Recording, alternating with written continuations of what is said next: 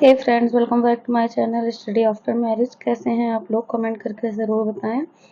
तो फ्रेंड्स, जैसा कि आप लोगों को पता है, सीटेट का एग्ज़ाम बहुत ज़्यादा नज़दीक आ गया है। तो अब आप लोगों के पास इतना ज़्यादा टाइम नहीं है कि आप लोग बचे हुए टॉपिक्स को कवर कर पाएँ। तो आज हम आप लोगों के लिए इंग्लिश के टैग वर्ड्स लेके आए हैं, जिनके थ्रू अगर आपने इंग्लिश की पेडागॉजी की थ्योरी पढ़ी है तो भी ये आपको हेल्प करेंगे, और अगर आपने इंग्लिश की पेडागॉजी की थ्योरी नहीं पढ़ी है तो भी ये आपको पेडागॉजी सॉल्व करने में बहुत ज़्यादा हेल्प करेंगे। तो फ्रेंड, बहुत सारे बच्चों का क्वेश्चन रहता है, मैम मुझे इंग्लिश आती है पर मुझे पेडागॉजी सॉल्व करने में समझ में नहीं आता है। तो आज मैं उन्हीं लोगों के डिमांड पे लेके आई हूँ इंग्लिश टैग वर्ड्स, पॉजिटिव और नेगेटिव टैग वर्ड्स। आज मैं आप लोगों को यही बताऊंगी जिनके थ्रू आप लोग अपने पेडागॉजी बहुत अच्छे से सॉल्व कर पाएंगे।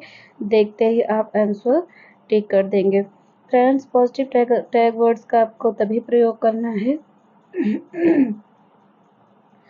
फ्रेंड्स, पॉजिटिव टैग वर्ड्स का आपको तभी प्रयोग करना है जब आपके ऑप्शन में पॉजिटिव पूछा गया हो।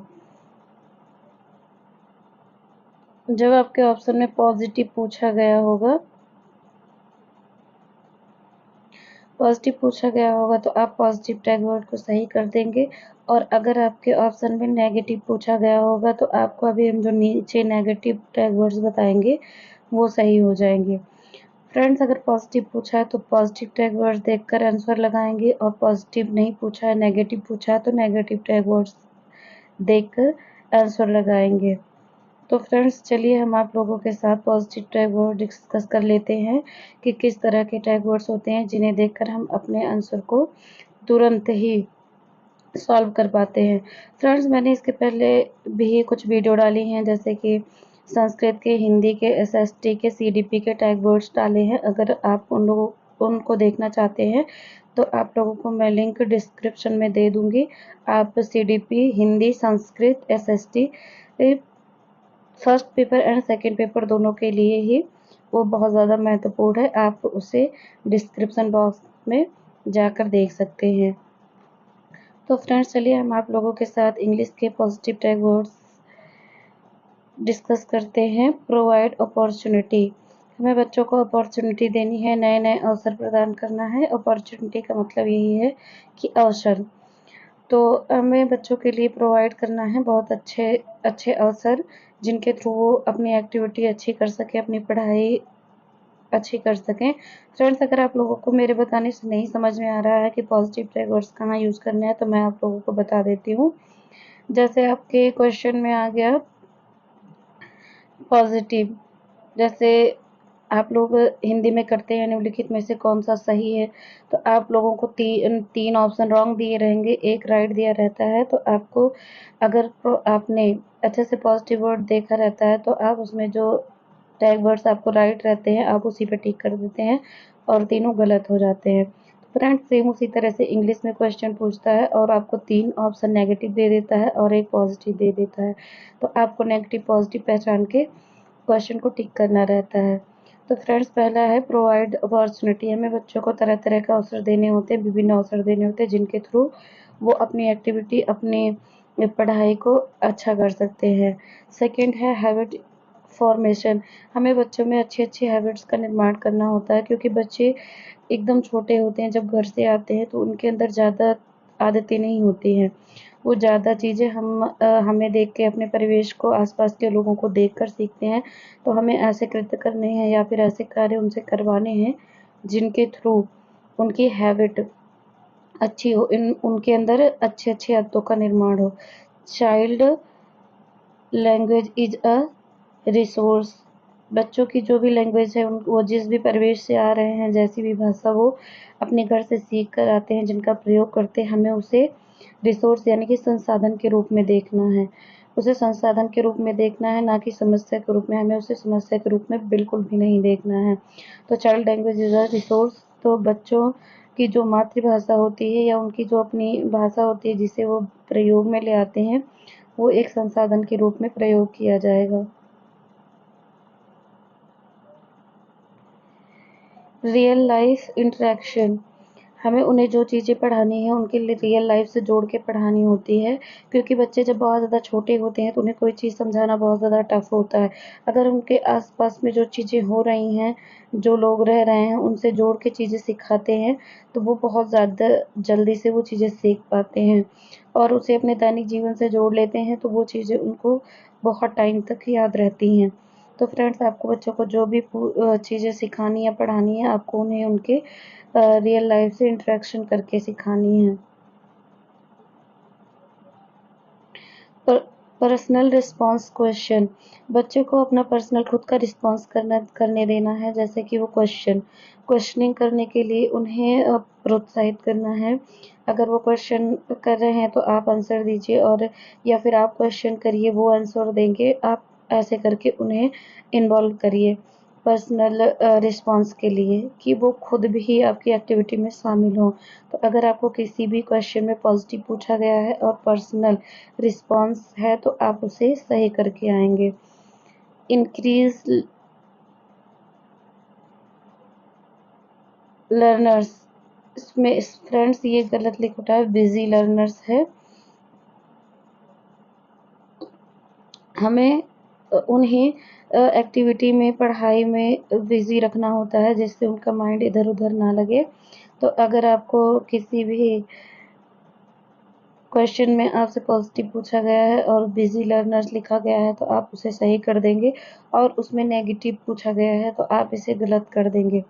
फ्रेंड्स, पॉजिटिव नेगेटिव में आपको यही समझना है सबसे ज़्यादा, कि जहाँ पॉजिटिव पूछा है वहाँ पॉजिटिव टैग वर्ड्स सही होंगे, और जहाँ नेगेटिव पूछा है वहाँ नेगेटिव टैग वर्ड्स सही कर देंगे। और फ्रेंड्स, आप लोगों को नेगेटिव और पॉजिटिव टैग वर्ड्स रटना नहीं है, क्योंकि लगभग सभी सब्जेक्ट के टैग वर्ड्स सेम होते हैं, कुछ ही थोड़ा ऊपर नीचे होते हैं, अलग होते हैं, बाकी सारे सेम होते हैं। तो आप लोगों को चीज़ें समझनी है, रटनी बिल्कुल नहीं है, क्योंकि रटी हुई चीज़ें कन्फ्यूज़न पैदा कर देती हैं और समझी हुई चीज़ें हमें आगे ले जाती हैं। मोटिवेट द स्टूडेंट, तो हमें बच्चों को हतोत्साहित नहीं करना है, प्रोत्साहित करना है। ये मैंने आप लोगों को पहले ही बता दिया है। तो आप लोगों से अगर पॉजिटिव पूछा गया है तो अगर आपके ऑप्शन में मोटिवेट द स्टूडेंट है तो आप उसे सही कर देंगे। यूज़ ऑफ डिफरेंट अप्रोच, बच्चे छोटे होते हैं तो उन्हें ज़रूरी नहीं है कि हम जो एक टेक्निक का प्रयोग कर रहे हैं, एक ही तरीके का प्रयोग कर रहे हैं उन्हें सिखाने के लिए, वो उन्हें समझ में आए। तो अगर आपको लगता है कि उन्हें उस तरीके से चीज़ें समझ में नहीं आ रही है, तो आपको तरह-तरह के अप्रोच, तरह-तरह के तरीके से उन्हें सिखाना है। तो फ्रेंड्स, ये भी एक आपका पॉजिटिव टैग वर्ड्स है। मिस्टेक्स आर गुड, बच्चे जो गलतियाँ करते हैं उन्हें हमें अच्छा समझना है, वो अच्छे होते हैं, क्योंकि मिस्टेक्स वही बच्चा करता है जो चीज़ें सीख रहा होता है। अगर बच्चे रटना स्टार्ट कर देते हैं तो वो नई चीज़ें सीखते नहीं हैं, और इसलिए उनमें गलतियाँ नहीं होती हैं।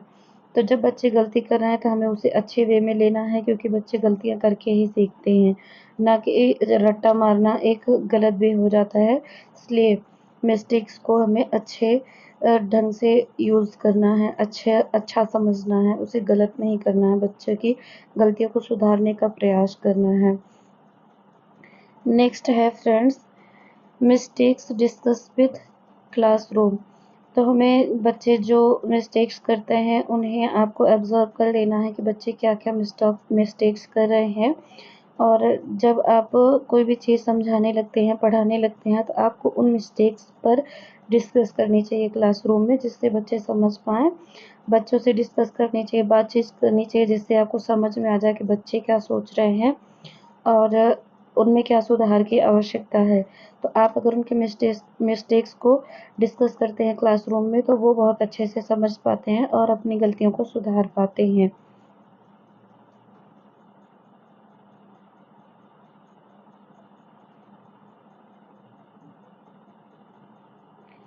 ये फ्रेंड्स मैनी है।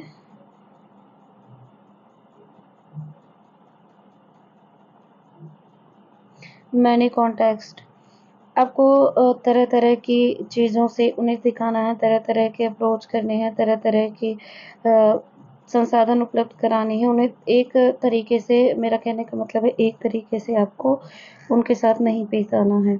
एम्पैथी, एम्पैथी और सिंपैथी 2 चीज़ें होती हैं। एम्पैथी एक अच्छा और पॉज़िटिव वर्ड है और सिंपैथी एक नेगेटिव वर्ड होता है, उसे अच्छा नहीं माना जाता है। तो अगर आपके ऑप्शन में पॉज़िटिव पूछा गया, क्वेश्चन में पॉज़िटिव पूछा गया है और आपके ऑप्शन में आपको एम्पैथी मिलता है तो आप उसे राइट कर देंगे, क्योंकि यह एक पॉज़िटिव टैग वर्ड्स है। Divergent thinking. थिंकिंग भी 2 प्रकार की होती है फ्रेंड्स, एक होती है डाइवर्जेंट थिंकिंग, एक होती है कन्वर्जेंट थिंकिंग। तो डाइवर्जेंट थिंकिंग एक पॉजिटिव है, जबकि कन्वर्जेंट थिंकिंग एक नेगेटिव टैग वर्ड्स है। तो अगर आपको आपके क्वेश्चन में डाइवर्जेंट थिंकिंग दिखती है तो आप इसे सही कर देंगे। यह एक बहुत ही अच्छा थिंकिंग माना गया है। कंस्ट्रक्टिव क्लासरूम, सृजनात्मक कक्षा। कक्षा को सृजनात्मक होना चाहिए। हमें बच्चों को तरह-तरह की एक्टिविटी करवानी चाहिए जिनमें उन्हें सृजनात्मकता आए। अब बच्चे को जब हम कोई चीज़ तोड़-फोड़ के दे देते हैं तो वो उसे जोड़कर एक नई चीज़ बना देता है, तो वही चीज़ होती है सृजनात्मकता। बच्चे के अंदर सृजनात्मकता होती है, बस उन्हें और ज़्यादा बढ़ावा देने की आवश्यकता होती है। तो फ्रेंड्स, उम्मीद करते हैं आप लोगों को इंग्लिश के पॉजिटिव टैग वर्ड समझ में आ गए हैं और आप इन्हें अच्छे से अपने पेपर में अप्लाई कर पाएँगे। फ्रेंड्स, मैंने आपको अपने पहले वीडियो में भी ये चीज़ें बताई हैं कि मैंने सीटेट 2 बार पास किया है, वो भी अच्छे नंबर से। तो मैं चाहती हूँ कि आप लोग भी उन अप्रोच को उस अपने एग्ज़ाम में शामिल करें, उन तकनीक को अपने एग्ज़ाम में शामिल करें जो मुझे सीटेट को क्रैक करने में मदद की हैं। मुझे ये सब टैग वर्ड्स बहुत हेल्प किए हैं मुझे मेरे पेपर को क्लियर करने में, तो मैंने सोचा आप लोगों के साथ भी ये सब चीज़ें डिस्कस करनी चाहिए। तो चलिए फ्रेंड्स, देख लेते हैं नेगेटिव टैग वर्ड्स। जैसा कि मैंने आपको पॉजिटिव में बताया था, सेम वैसे ही मैं नेगेटिव टैग वर्ड्स में भी कह रही हूँ कि जब आपके क्वेश्चन में नेगेटिव पूछा गया हो, जब आपके क्वेश्चन में नॉट लिखा हो, तभी आप नेगेटिव टैग वर्ड्स का प्रयोग करेंगे friends. Otherwise negative tag words जहाँ भी मिलेंगे आप इन्हें गलत कर देंगे। तो चलिए फ्रेंड्स, देख लेते हैं negative tag word. Provide information. हमें बच्चों को सूचना नहीं देनी होती है, बल्कि उन्हें नई-नई चीज़ें सिखानी होती है। तो अगर आपको किसी भी ऑप्शन में प्रोवाइड इन्फॉर्मेशन मिलता है तो यह एक गलत या नेगेटिव टैग वर्ड्स है। प्रोवाइड सॉल्यूशन, हमें बच्चों को सॉल्यूशन नहीं देना होता है, कोई चीज़ समझानी होती है, बल्कि उसका डायरेक्ट आंसर नहीं दे देना होता है। जैसे कि अब बच्चे ने कोई एक चीज़ है, मैंने पूछा आपका नाम क्या है, तो डायरेक्ट उसका आंसर मिल जाता है। तो मुझे बच्चों से ऐसे क्वेश्चन नहीं करने या फिर ऐसा सॉल्यूशन नहीं देना होता है। उन्हें डायरेक्ट सॉल्यूशन नहीं देना होता, बल्कि उन्हें समझाना होता है चीज़ें। प्रोवाइड एक्सप्लेनेशन, बच्चे को व्याख्या नहीं करनी। जब बच्चे छोटे होते हैं तो आप कितनी भी व्याख्या कर लें, उन्हें समझ में नहीं आने वाली है। तो इसलिए आपको बच्चों को एक्सप्लेनेशन के माध्यम से बिल्कुल भी नहीं समझाना है, यह भी एक नेगेटिव टैग वर्ड्स है।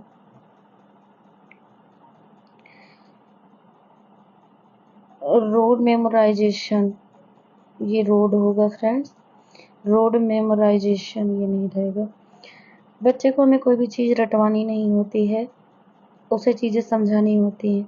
बच्चों को समझ में आना चाहिए, रटना नहीं चाहिए। बच्चे इतने छोटे होते हैं कि आप उन्हें कोई चीज़ रटाते हैं, तो वो जैसे तोता होता है वैसे रट तो लेते हैं, लेकिन वो चीज़ें उन्हें समझ में नहीं आती, वो चीज़ें हैं क्या, उसे कैसे अप्लाई करना है, ऐसा उन्हें कुछ भी पता नहीं होता है। तो बच्चे को मेमोराइज़ेशन यानी कि लर्न नहीं करवाना, याद नहीं करवाना, कंठस्थ नहीं करवाना है। उन्हें चीज़ें समझानी है। मैं बार-बार आप लोगों को ये चीज़ें समझा रही हूँ, क्योंकि बच्चे बहुत ज़्यादा छोटे होते हैं तो उन्हें याद करवाने का कोई मतलब नहीं है। स्ट्रिक्ट डिसिप्लिन, बच्चों के लिए स्ट्रिक्ट डिसिप्लिन नहीं होना चाहिए, क्योंकि बच्चे छोटे होते हैं। बच्चे के लिए स्ट्रिक्ट डिसिप्लिन नहीं होना चाहिए, स्ट्रिक्ट पाठ्यक्रम नहीं होना चाहिए, ये सब चीज़ें नहीं होनी। लचीले पाठ्यक्रम, लचीले डिसिप्लिन होना चाहिए जो बच्चों के अनुसार बदल सके। तो यह भी एक आपका नेगेटिव टैग वर्ड्स है। अगर आपके क्वेश्चन में नेगेटिव पूछा गया है और आपको किसी भी ऑप्शन में स्ट्रिक्ट डिसिप्लिन नज़र आता है तो आप इसे गलत कट कर देंगे फ्रेंड्स। लेक्चर मेथड, मैंने आपको पहले भी बताया और फिर से एक बार बता रही हूँ कि लेक्चर मेथड से बच्चे को बिल्कुल नहीं सिखाना होता, क्योंकि बच्चे इसमें निष्क्रिय हो जाते हैं। आप बोलते रहेंगे, वो सुनते रहेंगे, और बच्चों का माइंड इतना कॉन्सन्ट्रेट नहीं कर पाता है कि आप चीज़ें बोलते हैं तो उसी को सुने। बच्चे का माइंड होता है, चंचल होता है, वो इधर-उधर भागता रहता है। तो वो आपकी लेक्चर मेथड में समायोजित नहीं कर पाते हैं खुद को, इसलिए बच्चों के लिए लेक्चर मेथड बिल्कुल ही गलत मेथड होता है। हमें बच्चों को लेक्चर मेथड से बिल्कुल नहीं समझाना होता है। तो यह भी एक आपका नेगेटिव टैग वर्ड्स है फ्रेंड्स। ओनली, जब भी आपको किसी भी क्वेश्चन के ऑप्शन में ओनली मिलता है तो वह आप गलत काट देंगे, क्योंकि बच्चे के लिए कोई भी एक मेथड से ना तो समझाया जा सकता है, उन्हें ना एक मेथड से समझाया जाता है, ना एक संसाधन का प्रयोग किया जाता है। किसी भी तरह की एक पद्धति नहीं है जिससे हम बच्चे को समझा सकते हैं, कोई एक चीज़ नहीं है जो उनके साथ की जा सके, ऐसा नहीं होता। उन्हें तरह-तरह की चीज़ों की ज़रूरत होती है, तरह-तरह के संसाधन की, तरह-तरह के अप्रोच की, तरीके की।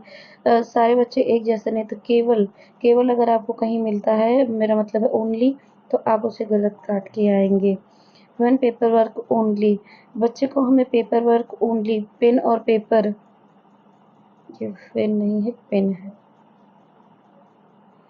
पेन पेपर वर्क ओनली, अगर बच्चों अगर बच्चों को आप पेन और पेपर के ही माध्यम से सिखाएँगे तो वो कभी चीज़ें सीख नहीं पाएँगे, क्योंकि आपको पढ़ाना और समझाना है, उसके बाद उन्हें पेन और पेपर से कार्य करवाना है।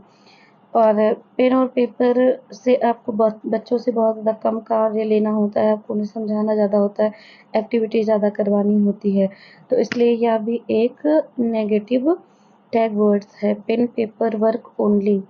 तो पेन पेपर वर्क ओनली उनसे नहीं करवाना है। ट्रेडिशनल क्लासरूम, पारंपरिक कक्षा बिल्कुल नहीं होनी चाहिए। बच्चा जिस भी परिवेश से जैसे भी आ रहे हैं, एक परिवेश के बच्चे हमारे क्लासरूम में नहीं होते हैं, अनेक परिवेश के बच्चे आते हैं, अनेक लैंग्वेज बोलने वाले होते हैं, तो कोई एक ट्रेडिशनल का क्लासरूम नहीं होना चाहिए। क्लासरूम जैसे हमारे बच्चे होते हैं उसी के अकॉर्डिंग बना लेना चाहिए। तो ट्रेडिशनल क्लासरूम एक नेगेटिव टैग वर्ड्स है। टीचर सेंटर्ड अप्रोच, आप सभी लोगों को पता है कि हमारा एनसीएफ कहता है कि बच्चा हमारा केंद्र में होता है और शिक्षा उसके इर्द गिर्द सारी चीज़ें चलती रहती हैं। तो हमारी शिक्षा चाइल्ड सेंटर्ड है, ना कि टीचर सेंटर्ड। तो यह भी एक, इसमें शिक्षा में शिक्षक मेन नहीं होता है, बल्कि छात्र मेन होता है।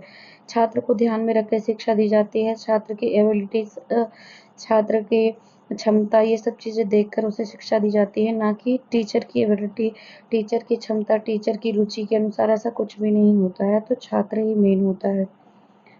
ऑफर गाइडेंस, बच्चों को प्रॉपर गाइडेंस देना चाहिए फ्रेंड्स, उन्हें सही मार्ग दिशा निर्देश मिलना चाहिए। अगर हम उन्हें सही मार्ग दिखाते हैं, सही दिशा निर्देश देते हैं, तो बच्चे अपनी जिस भी क्षेत्र में आगे जाना चाहते हैं, जिस भी क्षेत्र में उन्हें रुचि है, वो अपना बहुत अच्छा परफॉर्मेंस कर पाते हैं, अगर उन्हें बेस्ट गाइडेंस मिल जाता है तो। तो इसीलिए बच्चों को प्रॉपर गाइडेंस तो देना चाहिए, पर आपको उन्हें ऑफर गाइडेंस बिल्कुल नहीं करना चाहिए। अगर आपको क्वेश्चन में नेगेटिव पूछा गया है और ऑफर गाइडेंस है तो आप उसे सही कर देंगे, और आपसे पॉजिटिव पूछा गया है और आपको ऑप्शन में ऑफर गाइडेंस मिलता है तो आप उसे नेगेटिव कर देंगे, मतलब गलत काट देंगे। यह नेगेटिव वर्ड होता है। सिंपैथी, बच्चों से हमें सहानुभूति नहीं होनी चाहिए, बल्कि उनसे लगाव होना चाहिए। सहानुभूति, सिंपैथी नहीं होनी चाहिए। सिंपैथी एक नेगेटिव टैग वर्ड्स है। अगर आप लोगों को किसी भी क्वेश्चन के ऑप्शन में मिलता है और आपसे नेगेटिव पूछा गया है तो आप सही कर देंगे, और पॉजिटिव पूछा गया है तो गलत कर देंगे।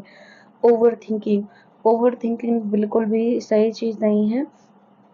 ओवर थिंकिंग एक नेगेटिव वर्ड है। बहुत ज़्यादा सोचना, बच्चे जब बहुत ज़्यादा सोचते हैं तो वो ज़्यादा चीज़ें कर नहीं पाते हैं, क्योंकि वो सोचते रहते हैं। उनके दिमाग में बहुत सारी चीज़ें चलती रहती है, जिससे वो एक भी चीज़ नहीं कर पाते। तो ओवर थिंकिंग एक बहुत ही गलत चीज़ है। कंट्रोल, हमें बच्चों पर कंट्रोल करने की कोशिश नहीं करना है, कमांड नहीं करना है, बच्चे को स्वतंत्र रूप से सीखने देना है। तो कंट्रोल भी एक नेगेटिव वर्ड है। कन्वर्जेंट थिंकिंग, जैसा कि मैंने आपको डाइवर्जेंट इसके पहले बताया था, जो कि पॉजिटिव वर्ड है, और कन्वर्जेंट थिंकिंग एक नेगेटिव वर्ड है। अगर आप आपको ऑप्शन में कन्वर्जेंट थिंकिंग मिलता है तो आप इसे गलत कर देंगे। तो फ्रेंड्स, उम्मीद करते हैं आप लोगों को मेरी वीडियो अच्छी लगी होगी, और यह टैग वर्ड्स जो मैंने अभी आप लोगों को पढ़ाए हैं, ये आपको आपके पेपर में बहुत ज़्यादा हेल्प करने वाले हैं फ्रेंड्स, क्योंकि मैंने थ्योरी भी पढ़ी थी, उसके बाद मैंने टैग वर्ड्स भी पढ़े थे पेपर देने के टाइम। लेकिन मुझे थ्योरी पढ़ के आप बहुत ज़्यादा क्वेश्चन नहीं सॉल्व कर सकते हैं, क्योंकि होता ये है क्वेश्चन बहुत ज़्यादा लॉन्ग होते हैं।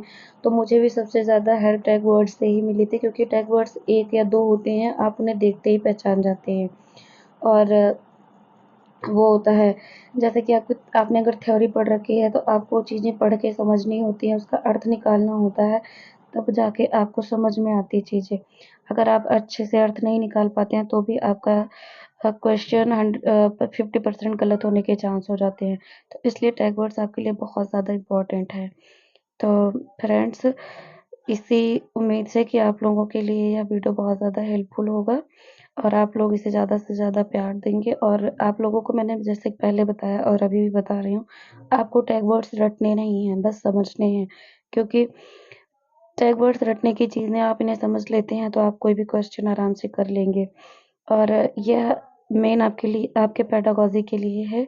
ये आपको पेडागॉजी में बहुत ज़्यादा हेल्प करेगा, और ये आपके पेपर 1 और पेपर 2 दोनों के लिए है। तो फ्रेंड्स,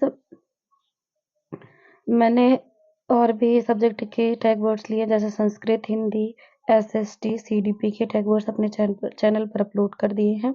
अगर आप उन्हें देखना चाहते हैं तो मैं लिंक आप लोगों को डिस्क्रिप्शन बॉक्स में दे दूँगी। तो फ्रेंड्स, फिर मिलेंगे एक नेक्स्ट वीडियो में। Thanks for watching.